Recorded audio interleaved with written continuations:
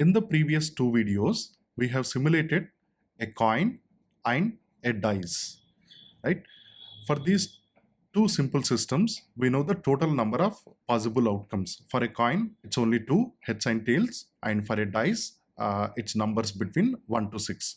So the total outcomes is only 6. Now, in this video, we will get a sense of how the total number of possible outcomes grows exponentially even for simple systems like coins and dice. Okay, so let's start with the coins. Now, let's say we are flipping two coins simultaneously, right? So when we do this experiment once, we got a tails and heads, right? Now we want to find out the total possible outcomes and what they are, right? So here what we are doing is we are repeating this experiment some 100,000 times, and for each time we are flipping two coins and we are collecting the outcome, and we are checking if this outcome is seen before or not. So if this outcome is not seen before, then we are appending that outcome to this total possible outcomes. Okay, and finally here we are printing the total number of possible outcomes and what those outcomes are, right? For example, when we run this code, as you will see, it says when we flip two coins simultaneously, the total number of possible outcomes are 4, and those outcomes are both could be tails, both could be heads. The first one could be tails and the second one could be heads, and the other way, the first one could be heads and the second one could be tails, right? So when we flip two coins simultaneously, the total number of possible outcomes are 4. Okay, now let's flip 3 coins simultaneously. So here is one example, but now the total number of outcomes is 8, and these are those outcomes. Okay, now let's flip, for example, 5 coins. Now this time the total number of possible outcomes is 32, and these are all those outcomes. So each of these outcomes are unique, right? For example, one of these all heads, somewhere it should be there, and all tails, heads, and the remaining tails, so on and so forth, right? So if you observe the pattern, when we flip 2 coins, we got 4. For 3 coins, we got 8. For 4, we got 16. For 5, we got 32. So it is growing as 2 to the power of number of coins. Okay, so for example, if you are flipping 10 coins, the number of possible outcomes would be 2 to the power of 10. That would be 1024, right? So as you see, even for a coin which has only 2 possible outcomes, when we have multiple coins, the total possible outcomes is growing exponentially, right? It's growing as 2 to the power the number of coins. Okay, so now let's see how it grows for a dice, right? So for a dice, for each dice we have 6 possible outcomes, right? So let's mimic rolling 2 dice. Okay, so here is one example. We saw number 1 on the first dice, and in this case the second dice also showed up number 1, right? Now let's simulate this experiment 100,000 times. Okay, all right.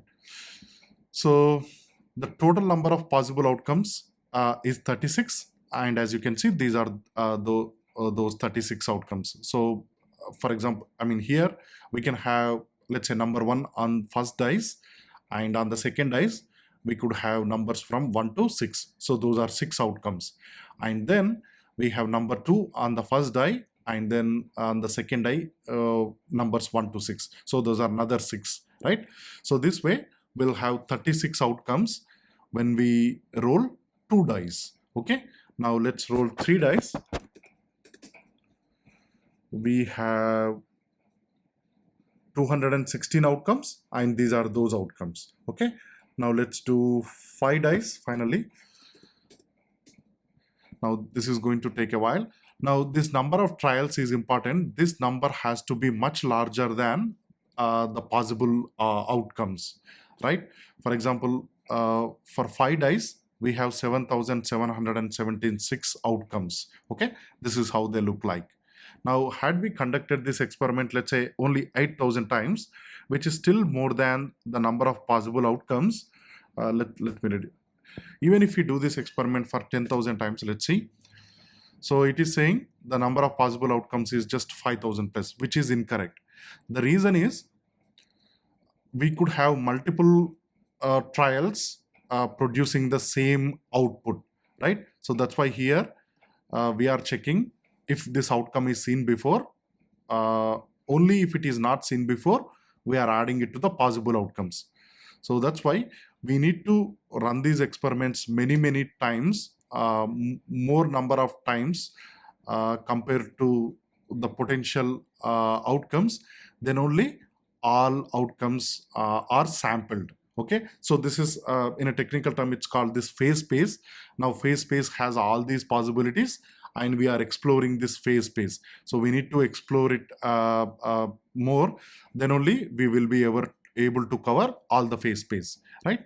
So similar to the coins, for the dice also, the possible outcomes is growing 6 to the power the number of dice, right? So when we have 5 dice, it is this 6 to the power 5, which is this 7,776, right? Now let's imagine we are rolling 10 dice at the same time, right? So the possible outcomes would be 6 to the power of 10. This is already 60 million. Okay, 60 million. Now, we all know the Rubik's Cube, right? So there are these 2 by 2 Rubik's Cube, 3 by 3 by 3 Rubik's Cube, etc. Right? So even for a simple Rubik's Cube like 2 by 2 by 2, this has over 3 million combinations. It has over 3 million combinations. Now, even if you are able to produce one combination per second, and so 3,600 seconds in an hour and 24 hours in a day, it would take us 42 days just to reproduce the 3.6 million combinations of a 2 by 2 by 2 Rubik's Cube. Okay, so such a simple system has over 3.6 million combinations. Now, if we take 3 by 3 by 3 cube, the number of unique combinations is this big, right? So it's this 43 quintillion. Okay, now it's this, the precise number is this 43 quintillion. Now again, let's say for each second we can reproduce one combination.